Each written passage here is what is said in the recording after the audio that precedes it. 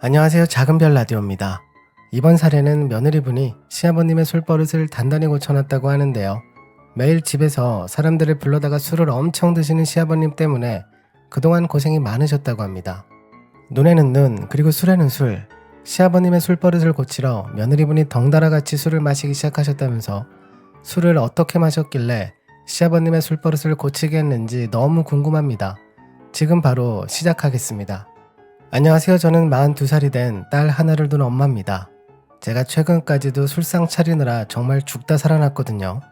시아버님의 술상을 거의 3년 가까이 차려오다가 드디어 그놈의 술상에서 해방이 되었네요. 그 비법을 알려드릴게요. 저는 28살에 33살의 남편과 결혼했습니다. 남편은 대학교에서 사귀게 되었고요. 사귀게 된 계기가 술집이었습니다.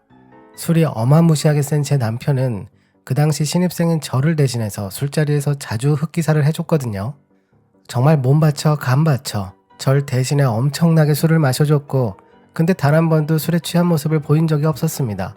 그런 모습이 이상하게 의지가 되었던 저는 그렇게 대학교 신입생 때부터 남편에게 꼬여 지금까지 같이 살고 있습니다. 남편이 술이 강한 이유를 저는 시아버님을 처음 배웠을 때 비로소 알게 되었어요. 저희 시아버지는 더 강하셨습니다. 남편은 그래도 술을 찾거나 너무 좋아하지는 않았거든요. 근데 시아버님은 물보다 술을 더 좋아하셨습니다. 근데 제가 그때 신경을 썼어야 했어요. 시아버님의 술상을 제가 3년간 차릴 줄이야 누가 알았겠습니까? 그러다 저희 시어머니께서 먼저 세상을 떠나게 되시면서 시아버님의 유일한 안전장치인 시어머니께서 안 계시니 시아버님은 정말 엄청나게 술을 드시더라고요. 너무 심하게 드셨습니다. 정말 이러다 시어머니 따라가시는 건가 싶을 정도로 술을 들이부으시는 것 같았어요. 가끔 저희가 시아버님 집에 가면 현관에 술병이 가득했고요. 빈 술병에서 나오는 잔술들 때문에 집안 가득 술 냄새가 난리도 아니었어요. 얼마나 심했으면 여름에 모기가 없다고 느껴질 정도로 벌레들도 취해서 없는 것 같았어요. 상황이 심각하다는 걸 느끼고는 대책을 세워야 했습니다. 저도 그런 상황이 마냥 편하지는 않았죠. 근데 시아버님 집에 술병들이 저렇게 나뒹구는 상황에서 그냥 나 몰라라 하기에는 너무 신경이 쓰였습니다. 그래서 저도 그냥 못 이기는 척하고 알겠다고 했습니다. 시아버님이 사시던 집은 처분을 하고 저희 집으로 모셨어요. 아무래도 환경을 바꾸는 게 더 도움이 될 듯 해서요. 처음에는 술도 많이 안 드시고 손녀딸과 재미있게 지내시더라고요. 그러다 동네 친구분들이 점점 생기시면서 한두 분씩 집에 데려오시더라고요. 그러다 나중에는 저희 집이 동네 할아버님들의 술집이 되어버린 거예요. 처음에는 제가 해드리는 간소한 술안주들로 드시더라고요. 근데 점점 저에게 이것저것 차리라고 주문을 하시는 겁니다. 그냥 라면 같은 거 해다 드리고 싶은데 동네 할아버지들이 모두 계셔서 그렇게 하면 또 뒷이야기가 나올 것 같고, 젖은 며느리는 자기 시애비한테 라면 먹인다고 할 거고, 그럼 그걸 할머님들이 듣고 이건 뭐 안 봐도 뻔하죠. 그래서 저는 고민하다가 돈 이야기를 하기로 했습니다. 아무래도 돈이 없다고 하면 많이 못 드실 것 같았어요. 그 다음 날에도 할아버님 두 분과 함께 들어오시더라고요. 거실에 앉으시자마자 저에게 상 좀 차리라고 하셨습니다. 그래서 제가 그랬습니다. 아버님, 제가 이번 달 생활비를 다 써서요. 장을 못 봐서 차릴 게 없네요. 어쩌죠? 아버님은 살짝 당황하시더니 아니 그 생활비를 어디에다가 다 썼냐고 화를 내시더라고요. 그래서 제가 그동안 차려드린 안주들을 쭉 나열해드렸습니다.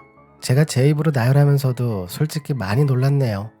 아버님, 어제는 닭갈비도 해드렸고요. 동태찌개도 해드리고 제육볶음도 자주 말씀하셔서 저번 주에 한번 했고요. 해물파전 드시고 싶다고 하셔서 그것도 했었고요. 어묵전골은 정말 자주 했었고요. 이것저것 많이 해드렸어요. 사실 저렇게 나열을 해놓긴 했지만 크게 돈이 많이 들어가거나 그런 건 없긴 했어요. 살짝 과장하기도 했네요. 그러자 아버님은 제가 안주 목록을 나열하면 할수록 많이 당황하시더라고요. 나중에는 시무룩하셔서 아침에 끓여놓은 미역국이 있다고 그거 드렸습니다. 미역을 하나씩 끊어가며 드시더라고요. 한동안 국물 안주 한 가지만 드렸네요. 어젠 콩나물국 하나로 술을 드시더라고요. 그래도 미역보단 식감이 좋다며 행복하게 콩나물을 건져 드시더라고요. 근데 확실히 안주수를 줄이니 드시는 술도 줄더군요. 다행이라고 생각했습니다. 그리고 다음날 낮에 누군가 저희 집 초인종을 누르길래 밖에 나가서 보니 처음 보는 아주머니가 고기를 주더라고요. 전 당황해서 이게 뭐냐고 물어보니 이 집에서 술을 자주 드셔서 집안 살림의 민폐인 것 같다며 드리라고 했다고. 아버님 친구분들이 며느리에게 다 이야기했나 봐요. 얼굴이 화끈거리더라고요. 일단은 감사하다고 받았습니다. 그날 저녁에도 아버님과 친구분들이 집에 오셨습니다. 이번엔 매우 당당한 걸음걸이와 표정으로 오셔서는 대뜸 고기를 먹자고 하셨어요. 낮에 고기는 잘 받았냐고 그거 먹어보자 하시면서요. 결국 그 고기는 술안주였네요. 그날 이후로 먹을 것들이 하나 둘씩 쌓여갔습니다. 무슨 명절날 선물 들어오는 것 같았네요. 과일도 오고요. 그게 저희 가족 먹으라고 주는 게 아니라 결국 다 술안주잖아요. 게다가 점점 주변에 더 소문이 나서 오시는 분들이 늘어났고요. 멀리서도 찾아오셨습니다. 저도 죽겠고 이건 남편이 도와줘야 하는 문제였어요. 남편은 알겠다고 하더니 다음날은 일찍 퇴근하더군요. 아버님은 저녁부터 친구분들과 술을 드시기 시작하셨고요. 8시쯤 되어서 저희 남편도 시아버님 옆에 앉았습니다. 처음엔 그만 드시라고 아버님을 말리기 시작했는데 30분쯤 지나니 남편도 술을 같이 마시고 있더라고요. 술이 세서 취하지도 않고 어른들은 그걸 엄청 좋아하고 술 잘 마신다고 칭찬을 듣고는 남편은 뿌듯해하더니 그렇게 거기 앉아서 술 자랑을 하고 있었습니다. 남편까지 저러니 이젠 의지할 것도 없었고 제가 알아서 스스로 해결해야 했어요. 그러다 예전에 대학교 때 들은 이야기가 생각났어요. 술 기운을 빌려 고백했다고 그걸 좀 바꿔서 확실하게 해결하기로 했습니다. 다음날 저는 작정을 했습니다. 선을 넘기로 각오했어요. 역시나 그날도 많은 분이 초저녁부터 오시더군요. 저도 옆에 앉아서 한 잔, 두 잔 같이 마셨습니다. 얼굴은 시뻘겋게 바뀌었고 전 술주정을 하기 시작했습니다. 혼자 노래를 부르고 시아버님께 반말을 툭툭 뱉었습니다. 몸을 흐느적거리며 쓰러질 듯 취한 척을 했어요. 그러자 시아버님은 저에게 그만 방에 들어가라고 하시더군요. 전 아버님의 어깨를 짚고 일어나려다가 휘청거렸습니다. 그때 아버님이 저를 부축해 주셨습니다. 전 이때다 싶었어요. 어딜 만져? 하면서 아버님의 뺨을 후려쳤습니다. 엄청 세게 쳤습니다. 아버님은 순간에 얼이 빠지시더라고요. 그리고 또 제가 휘청거리며 아버님에게로 기댔습니다. 아버님에게 붙자마자 전 다시 아버님 뺨을 한 번 더 엄청 세게 올려붙였습니다. 만지지 말라고 누구냐고. 순간 술자리 분위기가 조용해졌습니다. 남편은 밖으로 뛰어나왔고 아버님과 친구분들은 한마디도 없으셨어요. 전 그렇게 자러 들어갔고 다음날이 되었습니다. 거실은 깨끗하게 정리되어 있더라고요. 전 아침 식사를 준비하고 아버님에게는 아무것도 기억 못하는 척했어요. 태연하게 식사까지 마치고 저는 계속 집안일을 했습니다. 그리고 또 저녁이 되었고 이번에도 친구분들이 오셨네요. 저도 술상에 앉아서 술을 마시기 시작했습니다. 어제와는 다르게 주변 분들이 엄청 걱정하며 말리더군요. 시아버님은 저랑 최대한 멀리 떨어져 앉으려 하셨습니다. 시간이 지나고 전 또 취한 척을 했습니다. 아버님은 멀리서 저에게 들어가라고 하셨고 전 계속 못 일어나는 척 휘청거렸습니다. 이번에는 제 옆에 다른 할아버님이 저를 부축하려고 하더라고요. 최대한 제 손을 막으며 제가 또 따귀를 때릴까봐 그러시는 것 같았어요. 전 이번엔 발길질을 했습니다. 누구야? 왜 만지는 거야?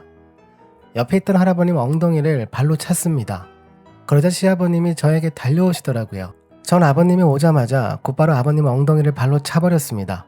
오지 말라고. 남편한테 이를 거라고. 그 소리에 방에 있던 남편이 나왔고 남편에게 부축받으며 방으로 들어갔습니다. 그날 늘어지게 푹 잤네요. 다음날에도 저는 아무것도 모르는 척 했습니다. 그리고 아침 식사를 하며 아버님께 이야기했습니다. 아버님, 요즘 제가 술이 너무 달아요. 너무 맛있네요. 이번에 어른들께 술을 다시 배우는 것 같아요. 그래서 제가 오늘은 전골을 준비할게요. 넉넉하게 할 테니까 친구분들 많이 데려오세요. 이번엔 컨디션이 참 좋네요. 시아버님은 대답이 없으셨습니다. 매우 불편한 표정으로 대충 식사를 마치시고 나가시더군요. 그날 저녁 저는 전골을 준비했습니다. 오늘은 정말 작정하고 한번 날래를 치려고 마음의 준비를 하고 있었어요. 근데 아무도 안 오시더라고요. 계속 기다리다가 밤 10시가 넘어서 시아버님이 혼자 들어오셨습니다. 제가 무슨 일 있으시냐고 물어봤습니다. 왜 안 오셨냐고요. 그러자 아버님께서는 이젠 김영감네 집에서 먹기로 했다. 거기 며느리가 술은 못 마신다고 하더구나. 그래서 내일부터는 그 집에서 마실 테니 이젠 신경 쓰지 말아라. 그래서 제가 아버님 그럼 제가 그 집으로 안주랑 해서 갈까요? 저도 좀 같이 마시고요. 그러자 시아버님은 화들짝 놀라시며 무슨 술을 갑자기 그렇게 마시려고 하냐고 화를 내시더라고요. 그래서 최대한 아쉬운 표정을 지으며 알겠다고 했습니다. 그 뒤로 정말 신기하게도 저희 집에는 오지 않았네요. 옮겨가신 그 집 며느리가 불쌍하긴 한데 뭐 어쩌겠나요. 그 집 며느리는 술을 전혀 못 마신다고 하는데요. 그 집 며느리도 몇 달간 시달리다 보면 못하던 술도 알아서 배우게 될 거예요. 그거 맨정신에는 절대 버티지 못하거든요. 아무튼 저는 그날 이후로 시아버님의 술시 중에서 완전히 벗어났습니다. 제가 준비한 사례는 여기까지입니다. 술의 힘을 빌려 시아버님의 술버릇을 고쳤다는 게 참 대단하십니다. 이 방법은 나중에 써먹을 수 있을 것 같네요. 다음날 기억이 안 나는 척하고 넘어가면 되니까요. 그나저나 김영감님네 며느리분이 걱정입니다. 나중에 비법 전수를 좀 해주셔야 할 것 같아요. 이 집 저 집 옮겨 다니시다 보면 나중에 어르신들 모두 술을 끊게 되실 수도 있겠네요. 그랬으면 좋겠습니다. 오늘도 저희 채널 영상을 시청해주셔서 감사합니다. 다음에도 더 즐거운 이야기들 많이 준비하겠습니다. 지금까지 작은별 라디오였습니다. 감사합니다.